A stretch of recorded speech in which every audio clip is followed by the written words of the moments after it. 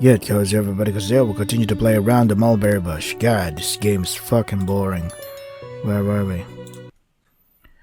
Let's see, where was I? By the sixth summer, we had drifted even further, more surely than the fluffy white clouds in the bright blue sky. The mulberry tree was still the same, with its gnarled trunk, bright green leaves, gem-like fruits nestled within, but everything else was different. Maddie was different. No shit, that's what happens when time passes. Things and people change, both physically and mentally. Matilda. And if Maddie was no longer Maddie, but Matilda, then I was different too. No shit, you think? I missed her so much so constantly it was like an ache, a longing so prevalent it almost brought tears to my eyes. Let me guess, this guy is the guy who's gonna become the yonder, the one that snaps and kills Matilda or Maddie or whatever the fuck her name is.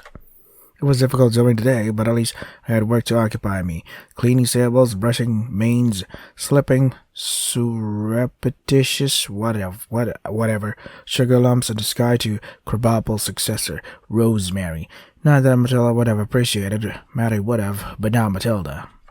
Matilda and her flouncy dresses, her neat hair, her silly little strips of frothy ribbon, did not spend much time in the stables. She would dirty her clothes, or chip a nail, or jangle her curls, and wouldn't that be terrible? Yeah. Needless to say, she did not ride Rosemary. She would have ridden Rosemary were she younger, and she would have clamored, tugging at my hands and the hem of my shirt for sugar lumps or apple slices or raw carrots to feed her noble steed. Well, it's not that. Stop expecting much, man. Matilda did not. Yeah, people change. Get over it. Sometimes when I tended to the poor, forgotten Rosemary, a pretty mare with deep dark eyes fringed with her long lashes, I would run my hands through her mane and sigh, and she would seem to sigh with me, heavy and horsey. Well, what are we gonna do? What are you gonna do? You're just a stable boy. Keep the stable boy. I felt very much like that horse, though I wish I did not. I had been abandoned by Matilda too. When we were younger, god damn it, we would live... Why do we need to fucking hear about your past? Just fucking show it instead of when we were younger, this and that happened. Just shut the fuck up and just show me the fucking thing. But you know what? Don't even show the fucking past. We were already shown in fucking chapter 1 and chapter 2. Just fucking get over it. Just fucking move on with the fucking story already. Gosh. When we were younger, we lived in another's pockets, a phrase my mother always liked to use. We were almost inseparable, though our respective classes would have made separation so simple, so easy, but we clung together all the same, invariably meeting beneath the old mulberry tree. What is even more confusing to me is that this guy, what's his name? What's the narrator's name? Whoever the fuck is talking, they're like, they're close to Matilda, right? Yeah, sure, they're close.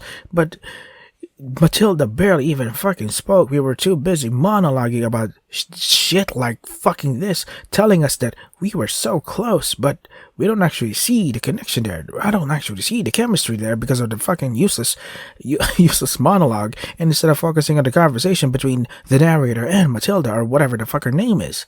This is fucking dumb. Holy shit. She grew more and more distant as she became older and prettier, but I tried to tell myself hopefully that this was not Maddie's fault. It was because of her parents, and her tutors, and her ladylike duties, and her, her commitment to French verbs and the conjugating thereof. But they were just excuses, flimsy as the petals of a flower. Matilda was not avoiding me because of happenstance, mere ill fortune.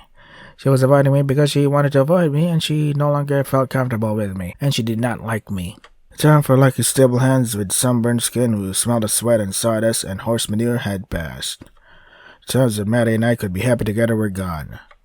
I knew that only too well, with the pain knocked against my rib cage when I saw Maddie, Matilda, Lady Addison, taking a turn to the garden with another prospective beat? Whatever.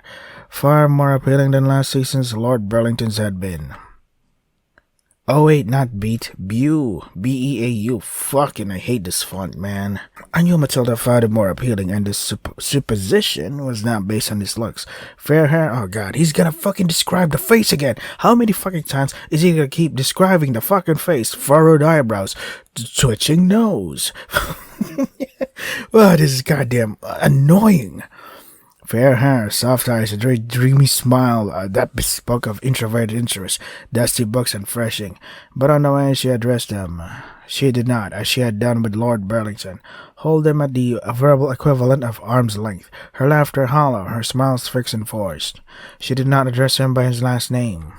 She called him quite simply, as though any relationship between a man and a woman, both of high standing with a fair amount of money to their much exalted names, could be that simple. Meredith. Meredith Asher. A person I knew I would never, no matter how many summers came to pass, be able to compete with. How could I, when he had been born into money, and I had not? I did not realize this fact when I was a small child, but it became abundantly clear as I grew older. Those who had money and lived with plenty had a certain look about them, an expression that settled upon their countenances quite comfortably, like dust on an old furniture. Smiles. They often breathed with smiles and made light conversation and spoke in lifting tones like falling rain because they could afford to. They could be genial and pleasant and curtsy or bow and shake hands when required, neither gripping too firmly nor not too feebly, because they lived charmed lives and had never needed to bother themselves with the drudgery of hard labor. Their effortless, easy charm had been bred into them and nurtured by their wealth, their riches, their slowly swelling pride as they grew older. They were different species. They were like peacocks, and I was a mere pheasant. I felt guilty for even watching Matilda and Meredith, and had not intended to watch them either, for even though I was curious about Matilda's affairs, I would always be curious, knowing she went to dances and ate dinner and engaged in light conversation with men who were so far above my social station was painful, and I could hardly do anything about it. Yap, just fucking show it to me. It's a fucking visual novel, for God's sake. I did not see the point in torturing myself over something I could not change. When I happened upon Matilda and Meredith, however, I found myself incapable of turning my gaze, though I should have been delivering a barrowful of hay to the stables. I do not know how long I stood there, staring, only that I did stare until the summer sun burnt my scalp and seemed to bleach my hair, and then Matilda turned and saw me and started to giggle, holding one hand against her lips, as though the expression of pain that must have clouded my features was amusing. While I was overjoyed that my suffering caused her such inexplicable pleasure. Still overjoyed, it made me feel nauseous, and I had to duck my head, lest she notice how my teeth gritted together, and my cheeks turned pale. After that, I tried to avoid Matilda, which should not have been overly difficult, given our roles did not lend us to spend much time together. I had hardly interacted with her for some 4 or 5 months in any event, but... oh boy. Oh, is that you, Oliver? Life, as I have learned, has a hasty habit of surprising you when you least desire to be surprised. Oh boy, here we go again. She was standing beneath the mulberry tree, as she had been when I first met her, but she was taller, with willowy limbs, and her skin was smooth, soft, clear. Describe everything the fuck you see. Just fucking describe her fucking facial features. This isn't round the mulberry bush, this is round the fucking descripting, The title of this visual novel should be called Describing Whatever the Fuck I See and Make It as Boring as Possible. This is fucking ridiculous. Those familiar freckles, fuck, here we go again. Or still splash across her nose like stars in the sky, but her fingers were pure white, untainted by the black-red juice of countless berries. Yeah. It stood to reason how could she be able to sew or play the piano or style her hair with fingers splattered with juice up to the knuckle, up to the knuckle, and seeds wedged between those fine fingernails even more delicate than boned china? What? Whatever. I opened my mouth, my throat dry, and I realized I did not know what to say. I did not know what to call her. Maddie? Matilda? Lady Addison? None of them sounded quite right. As I stared at the woman before me, not a girl but truly a woman, her face seemed to mix and merge together, a broken mirror reflecting 15 different people distorted. What Maddie had been to me and what she was now, I couldn't reconcile all the contradictory images. Oh boy. For the first time in a while, we finally have an image, a fucking visual, and then it all fades to black screen again. Oh, joy. I squeezed my eyes shut, pressing my hand against my temple. I could feel a headache beginning to stir beneath the surface, so my eyes sprinkled inside my skull. Oliver? She asked, with her round vowels and her false concern. Are you alright? Oh boy. I wrenched my eyelids open with every last bit of willpower I possessed and tried to nod. The motion was jerky, but I managed it nevertheless. I did not want to appear weak in front of her. I had already seen how she scored my weaknesses, and I did not want to become another joke exchanged between herself and Meredith in between diatribes about whatever. I can't even fucking read that fucking word. Ouevre. What the hell? That was what affluent men and women spoke of. What is in it? Composers and artists and architects. I did not know. There was no way for me to know because I would never be invited to engage in such exciting conversations. I feel fine, I told her, trying to exercise the tremors from my tone. I should be going back to the stables. You are always at the stables nowadays, she said archly, her brows raised. Well, fucking duh, I'm a stable boy, idiot. Yes, I am, I told her, because that is my job, idiot. True enough, she said with a small laugh, as attending balls and playing bits and pieces of the piano for those who inquire about my so-called skills is mine. I am sure you are very skilled. I said, trying to match the disdain my tone to her own. I did not know whether she was skillful or not. I had never heard her play the piano, though I had learned her complaining about it countless times when we were younger. Shut! God damn it. Oh. How many fucking times are we gonna repeat the same fucking thing, read the same fucking thing over and over and over and over and over and over again? The world had been so much simpler. When I had understood Maddie, and she had understood me, and we had fit together despite being two dissection pieces in perfect harmony. I could not understand her now. That is what Meredith says, she told me, her voice up. He is fond of my piano, though he must know, being a musician himself, that my technique is laughable. Childish, really. If only I had paid more attention when I was younger. If you had paid more attention, you would not have been Maddie. My Maddie. I had to bite down on my lower lip to stop myself from uttering the possessive. I suppose I would not have been, she said. Honestly, I felt so sorry for my tutors. I must have been a menace, always running around barefoot, tracking dirt into the carpets, twigs in my hair, a hellion, Satan's spawn. But I had far preferred her like that. I take it Lord Asher is quite smitten with the current Lady Addison. Yes, she said distractedly, and either she did not hear the bitterness that edged its way about my words, or she did not care to correct me. She was a lady, after all, and she had better things to do with her time than to correct the words of a mere servant. He is quite smitten, she said. I had known as much, but hearing it confirmed from her lips, and so casually, too, as though it made me not one whit of difference to our relationship, stung. Oh boy. Her words were like knives. They cut right through and out the other side. There was one thing about her that had not changed, though her eyes were less pointed and less intense. She no longer smoldered brilliant and bright, but she continued to flicker, a few dim embers left dying by the hearth side. Soon Lord Asher would sweep them away. He would ask for Maddie's hand in marriage, and her parents would agree to the union because he was wealthy and so very polite, and Maddie would agree because she had been coached in the art of agreeing to men, wealthy men, not stable hands, since girlhood, and though she tried to rebel, the pointed parts of her personality had been filed down, whittled away, slowly but surely over the years, over the long, long string of successive summers. The mulberries on the trees looked less beautiful than once they had done, the colors washed out unreal. I hardly believed my own eyes. Oh boy, we're still not done. Maddie, I said softly, the words breaking past the barrier of lips before I could stop them, cram them back in, though I already regretted them. I had a good many regrets, I still do. Oliver? Why are you being so pliant? This is not like you.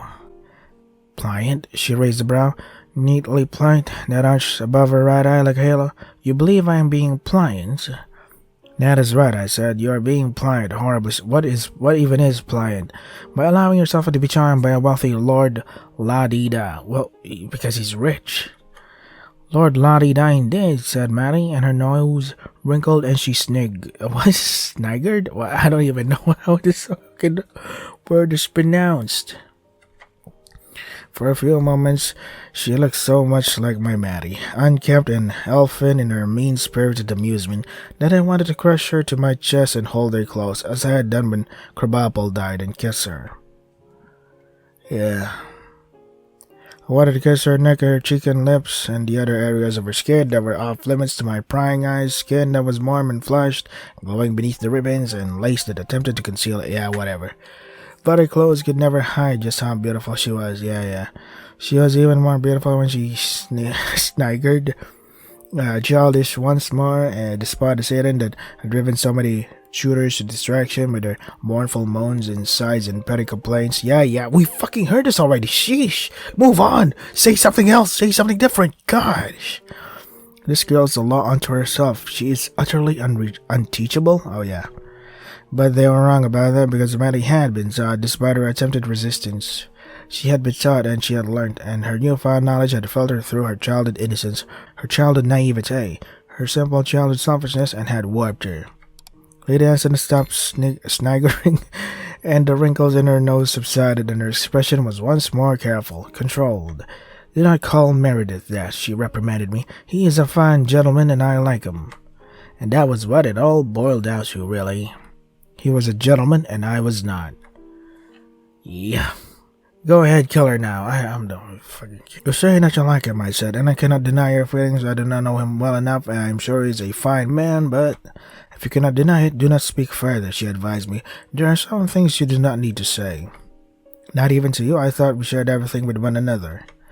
There was a time and a place, but this is not it. Ha. Put him in his place. What's your name? The place is still the same, I said, glancing with a certain amount of sadness about our secret bower, our mulberry tree. Lady Anson Matilda Maddie shook her head. For a few moments I thought she looked just as sad as I felt. But the illusion did not last very long. The place may be the same, but time has gone. Yep.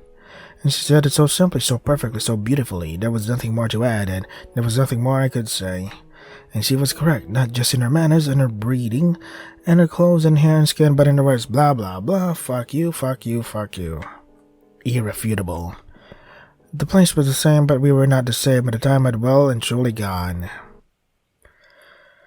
Oh boy. Where did all the time go? I don't fucking know. The seventh summer, 1795. But the seventh summer, Maddie had ceased to exist. What? There was no more of that naughty, ill-behaved little girl, the one who had stolen mulberries from the tree sneakily, surreptitiously, and popped them one by one into her tiny pink mouth, smearing black-red juice all over her cheeks. The Maddie only existed within my mind now, bright and bold, while all else around her was sad, wan, and tinted with sepia, whatever. Maddie could never be diminished, not even inside my head, not even inside my dreams. No matter how much time had passed, I would always remember Maddie how she had been. A ball of messy blonde hair and dirty fingernails. Yeah, I don't fucking care how many times I fucking describe the same fucking thing over and over again. But remembering did me little good, and offered me no respite, when contrasted against the girl she had grown up into. No, not girl, woman. Maddie was no more lost to me. Like, what the fuck is that word? Laburnum pods, scattering with the exhalations of the air. It was something I suspected, though darkly, grimly, with a sense of trepidation and a pained ache, a knot of stress in the seat of my heart for a long while. Alright. So now what? Now that I could see her standing beneath the mulberry tree, her hair cornflower blonde like a halo, I finally knew. She had not spotted me watching her, at least not yet. Her head was dark, the coil of hair cascading over one soft, pale pink shoulder, and her lips were curved upwards into a small, silly smile. Her right hand was held before her, fingers spread, and a gold band glistened on her ring finger. Alright. Once the mulberries nestled away amongst the green leaves, even more appealing when contrasted with the dun-colored branches, had been precious jewels that caught Maddie's attention. Now it's the ring that sparkled on her finger. Now she's getting married. Who cares? I don't care. So she was lost to me. Oh my god, how many times are you gonna fucking keep describing that? I lost Maddie. Shut the fuck up, dude. put yourself in the hospital. Get go to rehab or something. God damn it. The little girl with the wide eyes and high forehead, smooth like an egg, always getting to scrapes and bruising her knees and infuriating her mother, but captivating me, was gone. Dead and buried. Yeah, whatever, I don't care. Even from a distance I could tell the ring that adorned her finger was expensive. Of course it was. Lord Asher would never have insulted Lady Addington with a cheap... Who the fuck is Addington? Isn't that Addison? Well, whatever. Was it supposed to be Lady Addison? With a cheap ring, especially given it was to be a physical representation of his ardor, his passion, his devotion. I could not imagine a fair-faced, half-formed man like Meredith Asher being particularly passionate, and the thought was enough to make me feel faintly ill. But it was what the bauble that decorated Matilda's fingers signified nonetheless. Love. So he loved her, or at least he believed that he loved her, and Matilda. She must have loved him too. I could have tried to argue the point, and I did try. I tried desperately, but I knew it was all foolishness. If she did not love him, she would not have accepted his vow. No fucking shit, really? You think? She would not have accepted his ring. Yeah, I know, right?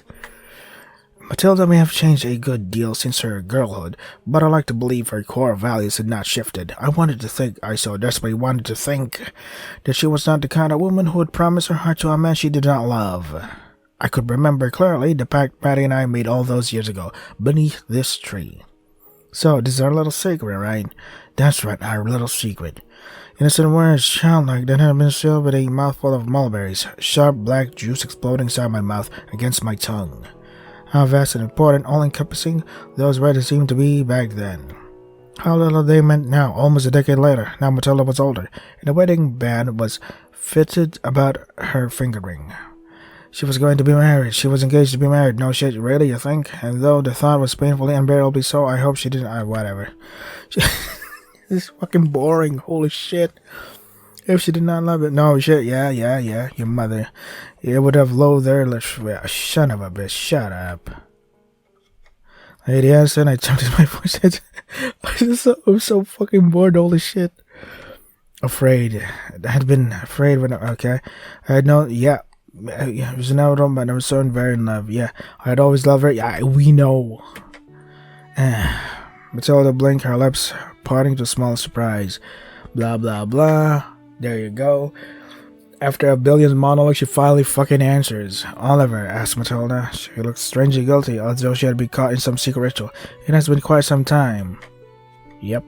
That was how all of our interactions began. It has been quite some time. We rarely spoke. Yep.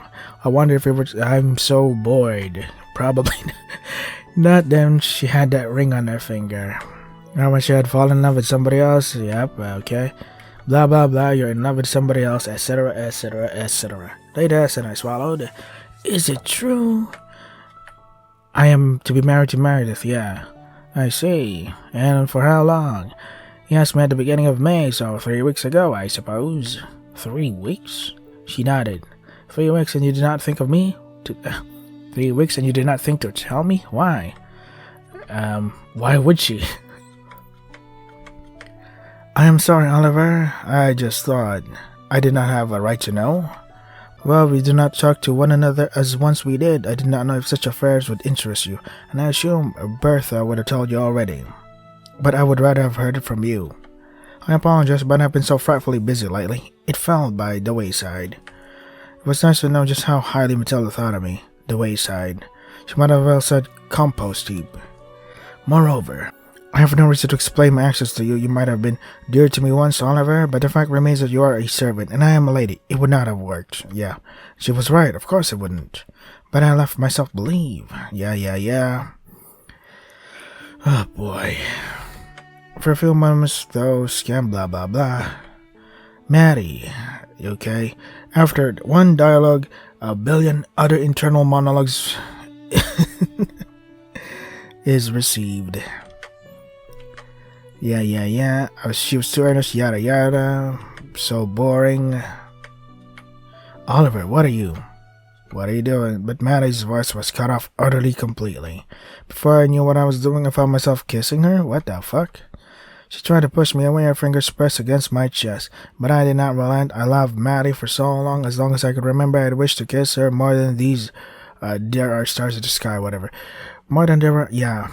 I wanted her for too long, and I loved her for too long, blah blah blah. If I did, I would never get a chance again. Our relationship would be ruined irreparably, blah blah blah. Fueled by own disinterest, misconduct, whatever. She was engaged to a lord, and I am a mere stable hand, a man who attended to the horses. She was now too refined and elegant to ride. What? What? I was overstepping my boundaries, you think? And my life serving the Edisons, the life I had built up myself of feeding Rosemary and joking with my father and exchanging idle gossip with Bertha, would be ruined. Dashed in one fell swoop like knocking a bottle of ink over a piece of parchment. So I could not let her go. Could not let her go because when I did, everything would come crashing down around me. A little happiness I could feel blossoming inside my chest, pounding so hard my heart threatened to burst in a macabre shower. The happiness I would no longer blah blah blah. It was the first and last time I would ever be able to kiss Maddie. Yeah, I had to make it count. I had to let her know how I felt. The harder she tried to resist, the closer I pulled her against me. Her chest was pressed, blah blah blah blah. She was soft, warm, blah blah blah. She was like Maddie, my Maddie. I'd insulted her before, blah blah blah. She was anything but, blah blah blah. She was not pliant the slightest. Oh god, I'm so fucking bored. I could not fathom how I had managed to survive, blah blah blah. Blah blah blah. I love her, I love her, I love her. Shut up. Rouse had already started to go mad. I pushed her back against the bark of the mulberry tree, or childhood haunt, or secret hideout, and I suppose I was too rough, and it must have hurt, because she whimpered and tried to resist, but her arms were slender, blah blah blah. So she might have been a lady, but such things did not overly matter. When I had pinned in my, I had her pinned in place, lips smashed against her own, so she could not even scream. She could just bite his lip or something. I'm just saying. Everything was meaningless except her. The smell is blah blah blah boring. She bit down on my tongue. There you go. And I tasted blood. It bubbled up inside my mouth like a spring chart and bitter like the black red. I could not stop kissing. Could taste blood, and I wondered if she could taste mine. Ew. My blood in her mouth, against her tongue, the fruits of her labor. Her attempted escape. An escape that remained nothing more than a fleeting concept, blah blah blah. I was glad that she fought, not because seeing her distress was particularly arousing, but because it reaffirmed more strongly than ever that though she was a lady, and she was still Maddie. First and foremost, she was Maddie. Yeah. She was strong and she was brave. She was, oh god, I'm so bored. Oh, could it not make me so bored? Holy shit. But I knew if I were to love her too candidly, she would grow to hate me. She must have already hated me, otherwise she would not have been trying so hard to push me away. Her body jerking as though paraded by whatever. I could not see her face, and I thought might have been crying, blah blah blah. Our hatred, she hated me.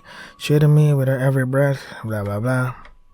If I had been kissing her so fervently, bloody kisses that stained her teeth red, she would have condemned me to hell. I hate you, Oliver. I really, really hate you, blah blah blah. Now the thought that she might hate me was more terrifying, but no, I would not be sent away. This was not a single kiss. It had escalated to something far, far further than that. I dared to kiss her, and only to kiss her, a scandalous act, blah blah blah.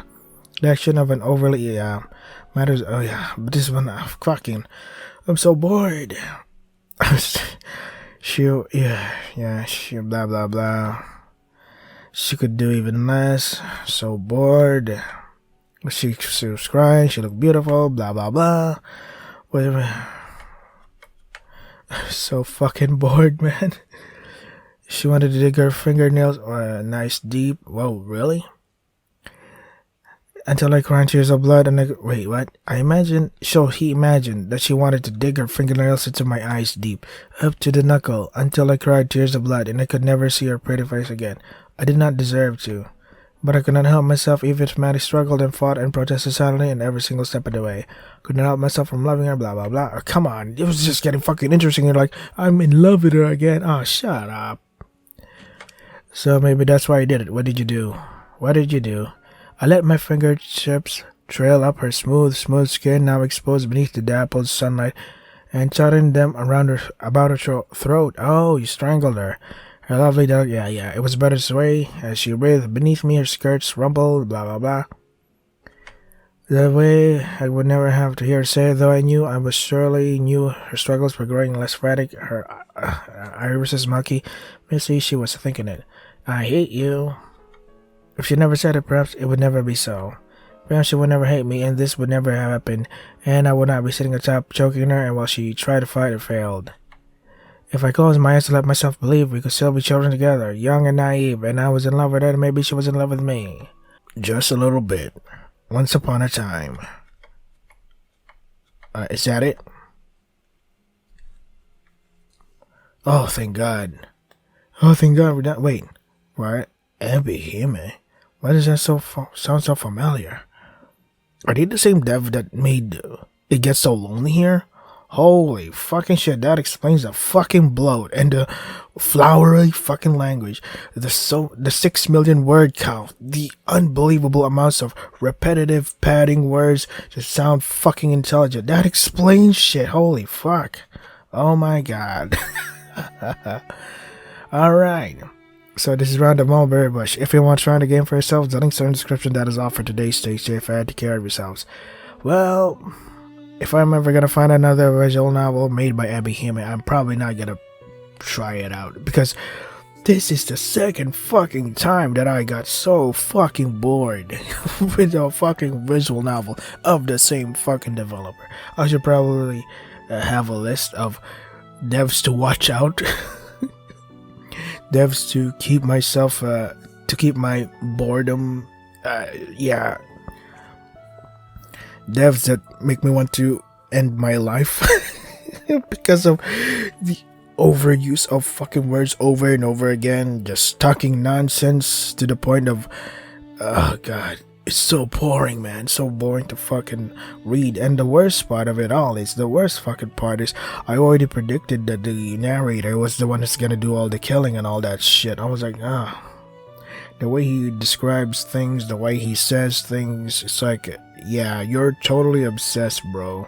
Because when I think Yandere, I think of a heroine, but, well, Yanderes can be dudes too, but so boring, man.